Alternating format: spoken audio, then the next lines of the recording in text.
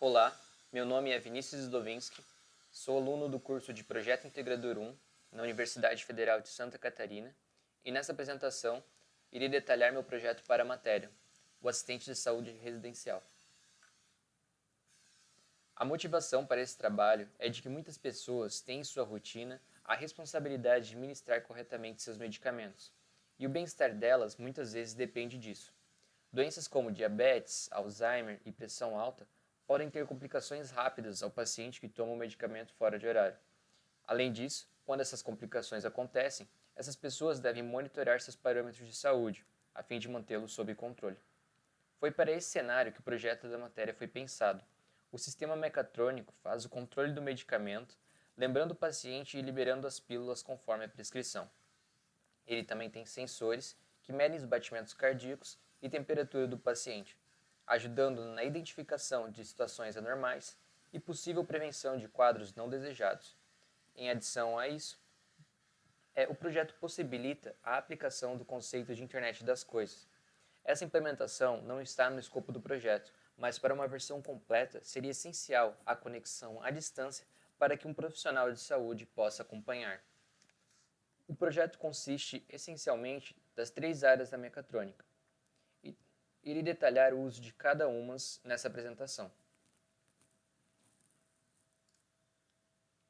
Computação. A computação é a área mais utilizada no projeto. Todo o sistema é automatizado e, ao mesmo tempo, dispõe ao usuário opções de uso. Portanto, uma interface em formato de menu foi implementada. Nela, é possível configurar o timer que irá se repetir a cada X horas passadas para o microcontrolador. Também pode-se utilizar os sensores individualmente. Basta apenas selecionar a opção e acoplar o sensor que os dados serão dispostos no display. Há também uma última opção que leva à liberação manual da pílula, para os casos em que não pôde ser retirada no momento correto e o usuário posteriormente irá retirá-la. Também inclui-se na programação o armazenamento dos dados para eventual criação de relatórios. Nessa figura 2, pode ser conferido a função individual para o funcionamento do sensor de batimentos cardíacos. Na sequência, tem o código do sensor de temperatura e o de liberação do medicamento. Eles são acionados em 2 momentos, quando o timer disparar ou quando a pessoa escolher alguma dessas funções individualmente. Como parte mecânica do projeto, está o mecanismo de liberação de pílulas, o funil de entrada para o medicamento, a case do sistema e os botões de navegação. O mecanismo foi desenvolvido para liberar individualmente as pílulas, e como uma das intenções do projeto era manter os custos baixos, apenas um servomotor foi empregado. Após considerações como tamanho de pílula padronizado e evitar bloqueios no fluxo, chegou-se no sistema que pode ser visualizado na figura 5. As pílulas são despejadas no funil de entrada e logo se alinham no tubo, que está abaixo do funil. Isso faz com que não haja mais bloqueios depois que foram alinhadas. A primeira pílula cai e fica abaixo do disco, e é bloqueada pela plataforma de MDF. O tubo inferior ao disco tem exatamente o espaço necessário para comportar uma pílula, o que significa que a segunda pílula fica exatamente acima do disco. Essa configuração permite que o disco, ao rotacionar, mantenha fechado o tubo superior e leve o tubo inferior fora da plataforma, fazendo com que o medicamento caia para baixo. Ao retornar para sua posição inicial, a pílula seguinte cai para o tubo na parte inferior do disco e ocupa o lugar que era antes da primeira pílula.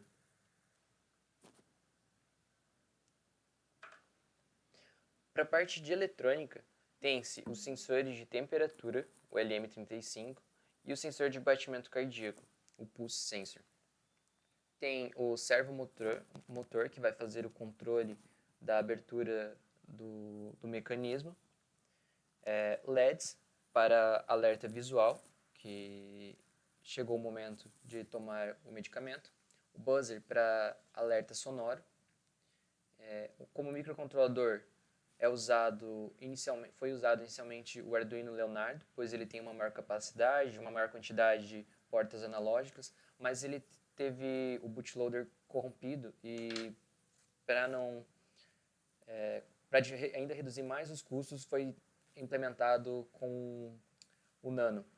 E o Nano atendeu muito bem a função que antes era feita pelo Leonardo e foi uma melhoria ainda no projeto por causa do tamanho dele e o custo mais baixo. E como display é utilizado o LCD Shield que vem com botões.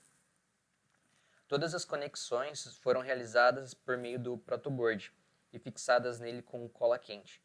Os sensores precisavam de alcance maior. Para isso, os jumpers foram soldados no sensor de pulso cardíaco e o sensor de temperatura foi soldado a um cabo com fiação interna. Foi aplicado o tubo termorretrátil nessas soldas para que elas não ficassem expostas. As conexões, de maneira geral, de todos os componentes são simples. Em todos eles tem conexão com 5 volts, uma com ground e uma conexão com o microcontrolador. As conexões com o microcontrolador são em portas analógicas para os sensores e porta digital para os demais. Só tem uma exceção a essa, só tem duas exceções para essa regra, que são os LEDs, que ele ainda tem mais um componente eletrônico, que é um resistor de 150 ohms em cada LED, e o display usa mais portas digitais do que os outros componentes. O esquema de ligação do display é mostrado na figura 6.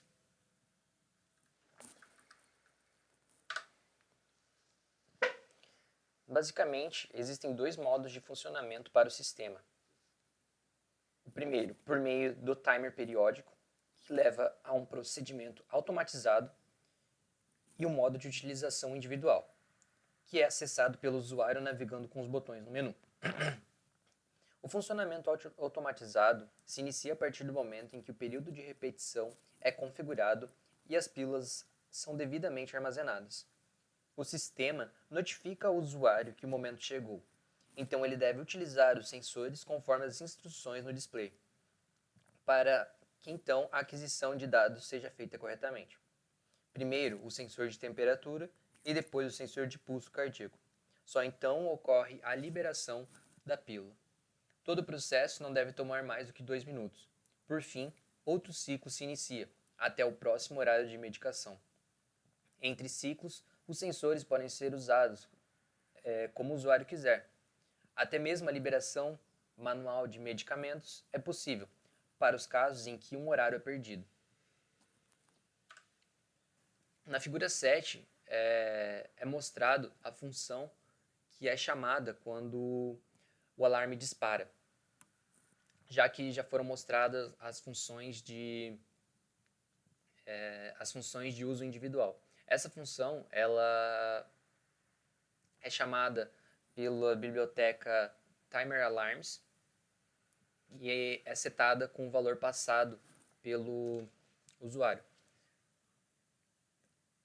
O código original utiliza esse valor em horas, transforma o valor passado em horas, mas para o código de teste foi passado em minutos para que pudesse ser visto mais facilmente a repetição do ciclo. Então, basicamente, o alarme dispara. Inicialmente, o LED vermelho está ligado, o LED vermelho é desligado e o LED verde é ligado. Aparece no display a frase pressione algum botão e o microcontrolador fica buscando variações na corrente dos botões. Enquanto isso, é acionado o buzzer para chamar para efeitos de alerta sonoro. Quando ele recebe o sinal de que algum botão foi pressionado, a variável booleana tem alguém setada para true e entra no próximo if, que é tem alguém igual a true. Então, aparece a instrução acople o sensor de temperatura, chama a função termômetro. Depois disso, printa acople o sensor de batimentos, chama o sensor de batimentos cardíacos E por fim, chama a função medicamento, que vai fazer a liberação do medicamento. Após isso, volta ao menu até outro ciclo.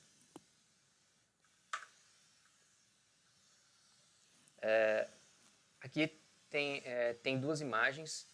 A na esquerda é o dispositivo após os acabamentos. Ele foi pintado e encaixado para melhorar o visual dele. E na figura 10 ele já está em funcionamento e acoplado na parede, que é como ele é para ficar. Pode-se perceber que na figura da direita o LED verde está aceso, ou seja, ele está durante um procedimento periódico e não um uso individual do sensor. Bom, vou detalhar a análise estatística do sensor de batimentos cardíacos. Para fazer essa análise, foi escolhido o teste T para amostras pareadas. Isso significa que vão ser feitos uns testes com sensor e testes contados, ou seja, os testes reais são os contados, sob as mesmas condições, em pares. E entre pares podem haver variações. Na tabela 1, pode ser visto que a primeira metade dela, os valores são menores, porque essa primeira metade está sobre uma condição que é a condição de repouso. Já a segunda metade estão com os valores mais elevados, porque é uma condição após exercícios físicos. Ou seja, mas todos eles foram realizados ao mesmo tempo, aos pares. Foi realizado, então, um box plot dessa tabela 1, e o box plot dá a primeira impressão de que são muito parecidos os resultados do sensor e os resultados contados ou reais. Então, foi adotado como hipótese inicial que eles são iguais. E como hipótese a ser testada, se há alguma diferença entre eles, se é possível identificar uma diferença entre eles através do tratamento estatístico. Bom, foi utilizado um nível de confiança de 95% também para os testes. Após retirar os dados ali da tabela, do D, da variância, da média e um número de amostras, foi aplicado dentro da fórmula do teste T. E o teste T para a gente deu o valor de 0,348, o que fica dentro da zona de aceitação do teste, uma vez que o alfa com relação ao nível de confiança é de 5% e fica em torno ali de maior do que 2,262 ou menor do que menos 2,62. Então, o teste foi aceito. O mesmo não aconteceu com o sensor de temperatura. Desejava-se aplicar o mesmo teste T para amostras pareadas, só que não foi necessário, porque os dados coletados, como podem ser vistos na figura 14, mostraram uma inconstância muito grande. Foram feitas 10 medições em 3 situações diferentes, para medir a temperatura ambiente, a temperatura corporal e a temperatura ao aproximar um isqueiro do sensor. E nas 3 mostraram valores muito diferentes dos reais. A temperatura ambiente no momento era de 21 graus. E em nenhum momento o sensor chegou perto dessa temperatura, ele sempre ficou bem acima. A temperatura corporal houve uma variação de 60 graus e não entendeu-se o motivo inicialmente. E o isqueiro não mostrou alturas tão elevadas quanto deveriam. Foi realizado então o gráfico de linha com barra de erros, com relação à temperatura ambiente do momento, que era de 21 graus, e pôde ser analisado essa inconstância grande do sensor de temperatura. O assistente de saúde residencial provou-se ter uma ideia muito promissora. A facilidade que traz aos usuários foi de fato implementada nesse projeto. O sistema desenvolvido é capaz de controlar os medicamentos e aferir os batimentos cardíacos com sucesso, sendo o único empecilho dele um difícil acoplamento, uma vez que o dedo do usuário deve estar o mais ajustado possível para que os batimentos sejam captados. O sensor de temperatura não se mostrou capaz de realizar medições precisas. Após a montagem com o cabo, os valores não faziam mais sentido. Acredita-se que seja a solda com o cabo ou o sensor esteja danificado. A estrutura mecânica do projeto se mostrou sólida, funcional e criativa. O dispositivo construído permite abrir a tampa e despejar os comprimidos no funil, sem tanta preocupação por parte do usuário. Além disso, ele é pequeno e tem fácil fixação à parede. Os alertas sonoros e visuais são bem evidentes quando o cronômetro dispara, de fato sendo capaz de chamar a atenção do paciente e medicando-o posteriormente. A criação de relatórios, por fim, não é implementada. O microcontrolador não possui acesso nativo à internet, mas os dados coletados do paciente ficam salvos no dispositivo até a próxima medição. Isso significa que a criação dos relatórios online é bem simples por já ter-se dados úteis coletados. A disposição da parte eletrônica ficou abaixo da qualidade das outras áreas do projeto. Os jumpers utilizados mostraram ter um comprimento além do desejado. O conflito entre as conexões é uma preocupação persistente. Reconhece a possibilidade de melhorias no projeto. Na parte de eletrônica, uma placa de circuito impressa seria ideal para um dispositivo compacto, evitando assim quaisquer erros no circuito e trazendo ao ambiente interno uma harmonização. O sensor de temperatura poderia ser substituído por outro com eficácia suficiente para a saúde e um módulo de conexão à internet adicionado. Na computação, quando o módulo de internet for adicionado, pode ser implementado o envio dos dados por meio da rede e até mesmo envio direto para aplicativos no celular. Essa adição contribuiria para a visualização dos dados por um profissional de saúde. Também seria bem-vindo ao projeto a implementação de hibernação do dispositivo, evitando o consumo desnecessário de energia.